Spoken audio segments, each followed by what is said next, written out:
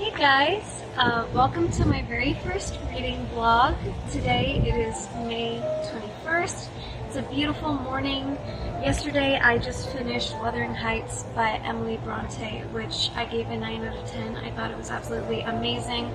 I'm thinking of maybe doing a video about it soon, just because I was so particularly taken by the way she tied in the characters' moods and just love in general to the moors as well as animals. That motif of birds in particular, I thought Bronte utilized that so well. But this was only one of 2 books I recently got at the bookstore, and the book that I'm going to be reading for my first reading vlog is my book fell. The Hunchback of Notre Dame by Victor Hugo, which I am so excited to be reading. I know this is super duper cliche, but I love the Disney movie and I want to see those darker themes explored, and I'm just really longing for some good classics, obviously. Right now I'm about to go to the gym. I'm about to get this C4 in my veins and pump some iron. I can't wait to go on vacation and just lay back on the beach with Victor Hugo. See you guys later.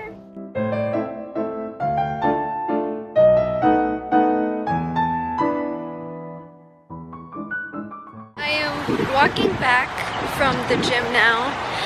My legs and arms and everything are about as aching as Heathcliff's heart when Catherine married Edgar, because I have not taken a rest day because we're going on vacation soon for a week. Aching everywhere.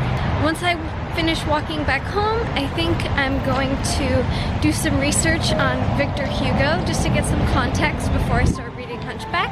I've been trying to learn something new every day, whether it just be journaling for my own wellness or journaling about literary terms. So I'm going to be continuing that trend today. So I'll be doing that soon.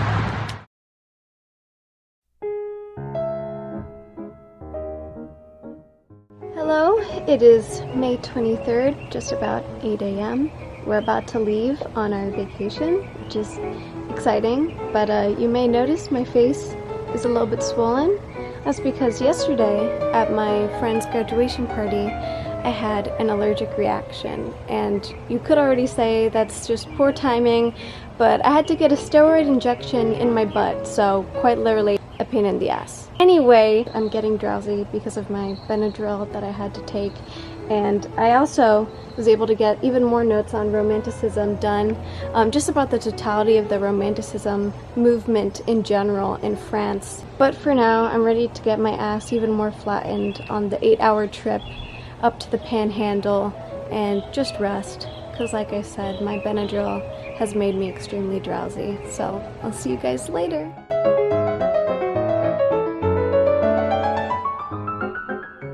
So we made it to the beach house. Not only is it stunning in itself, but we got to eat a very delicious home-cooked meal upon arrival, and we actually got to see the sun setting on the beach. So perfect timing, and it was just exquisite. Now, I haven't actually been able to read Hunchback yet, besides the first page, but I figured I would share just what's been on my mind to give this vlog a little bit of actual substance. So I've been reflecting a lot upon Wuthering Heights ever since I put it down. It's still been occupying my thoughts. I've been thinking particularly about Bronte's choice to have Mr. Lockwood as this type of audience surrogate. Mr. Lockwood enters Wuthering Heights as a total stranger, and even though his own failings in love have driven him here, he is absolutely taken by this story of Heathcliff and Catherine's just tumultuous, annihilating love. And we can see that he is judging the characters. He seemingly takes note of this greed that unifies all the characters in this story that Nellie tells. I don't want to go on too long, but in Heathcliff and Catherine's instance, Heathcliff is greedy. Even after death has taken Catherine, he wants her for himself. Catherine casts aside her love for Heathcliff in order to obtain what the Lintons have and what she does not, the societal position. All of the people in this story, in this world, want power, and that is evidently disgusting to Lockwood and to us. But by the end of the story, we can see that he is not left unblighted. His own jealousy, his own greed drives him away from Kathleen Earnshaw as they come back to Wuthering Heights, because he's so upset that he didn't have Kathy for himself that he's disgusted and doesn't want to see her. And so what Bronte is saying is that avarice is an immutable human trait. It is the original sin. And by characterizing Lockwood in that same way, she's pointing the finger right at us and saying we are not exempt from that sin. So just thinking about that in my mind, she's so good. I just thought that was so powerful. I also wanted to share what I've learned about Romanticism as a movement in France. So not only was Romanticism brought about after the 1789 French Revolution, wherein the Parisian public was just so disillusioned, but it was also a direct response to the principles of the Enlightenment, wherein rationality and order was vaunted, celebrated. Romanticism as a movement pushed that all aside. Romanticism instead chose to hone in on emotion, on the individual, and explore and engage in that irrationality, in the imagination of the human person. The Romantic movement in the 1800s to the 1900s is very much tied in with the uptick in Orientalism, with the increase in globalization. Another thing that Romanticism really changed was the purpose of portraiture, in that with this newfound focus on the individual, in that emotional dimension, portraits were no longer just records of likeness. They wanted to capture that mental dimension that one could argue portraits in a time before had been lacking. Because Romanticism was a direct response to the Enlightenment, a lot of people like to pose it in opposition to neoclassicism. But this actually, interestingly, is not entirely true, because a lot of romantics took the stylings and flourishes of neoclassicist artists and appropriated them to serve those themes of the individual, of man versus nature, or man's place within it. I just think that's a stroke of brilliance, to really revel in man's irrationality, in that emotionality, and to kind of celebrate that in and of itself. And that we don't need some great divine thing in order to appreciate something, in order for it to be worthy of having art made after it.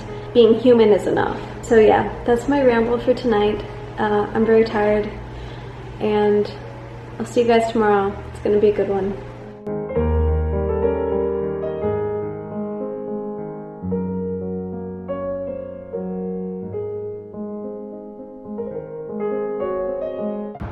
May 24th, midday check-in. We've been exploring. I haven't had too much time to read, so I've only put the tiniest dent in Hunchback, but what I can tell you is that I did not expect Hugo's authorial voice to utilize humor so much. It is so infused in his descriptions, especially when he's describing this play that's being put on by Pierre something, I believe. Still getting used to those names. He's not only describing just how obvious he believes the metaphors to be, but also just this comedic swelling sense of pride that he has, and that instant deflation when the beggar gets on the stage. Hugo's reverence for the Gothic architecture, it's just absolutely infectious. I also come with you guys with a mini book haul. We actually went to Sundog Books. If you're ever in Seaside, please do yourself the favor of checking it out. It's awesome. And my boyfriend Mateo was just so charitable in that he got me 4 books. I was only gonna pick 2 and get them myself, but he was like, oh, get them, and I was like, oh my god. And we have The Picture of Dorian Gray, The Emissary, Emma. And last but not least, 100 Years of Solitude. I'm definitely not gonna have to purchase books for a while. I definitely didn't have to before, considering how thick Hunchback is and just how dense its material is in general. But now for sure I am good to go for a while. I'll talk to you guys later.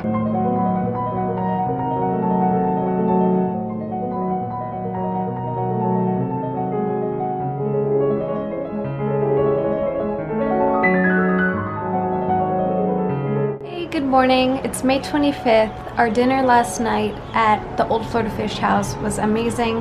My fish was great, Mateo had awesome gumbo, everyone's food really looked spectacular, and the place was illuminated by these wonderful fairy lights, which as a white girl, of course, I'm a sucker for. I was gonna wait and just post this whole vacation as one video, but I think I'm gonna split it into 2 parts, and I'll just continue to follow my Hunchback process afterward as well. Today I'll have time to actually read because we'll be doing less exploring and more lounging on a boat, so that's gonna be really cool, and I'll make some actual progress and have actual thoughts. Yay! See you guys later.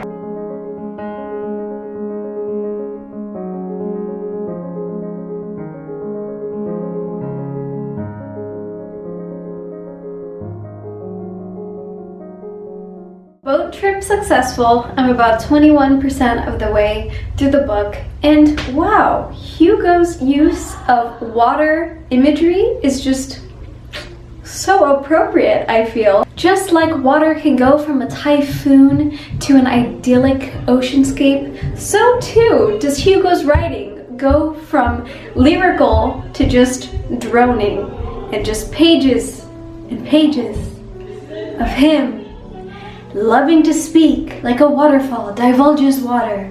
Yeah, there's definitely an abundance of really, really beautiful lines, but so too are there pages upon pages where I feel like he's just going on and on and on. It's just a very romantic notion in that everyone is so caught up in their emotions, but I feel very much that it's not Paris that is the backdrop to the story. It is the characters that are the backdrop to Paris in Hunchback of Notre Dame, because at least from where I am right now, they're quite one note.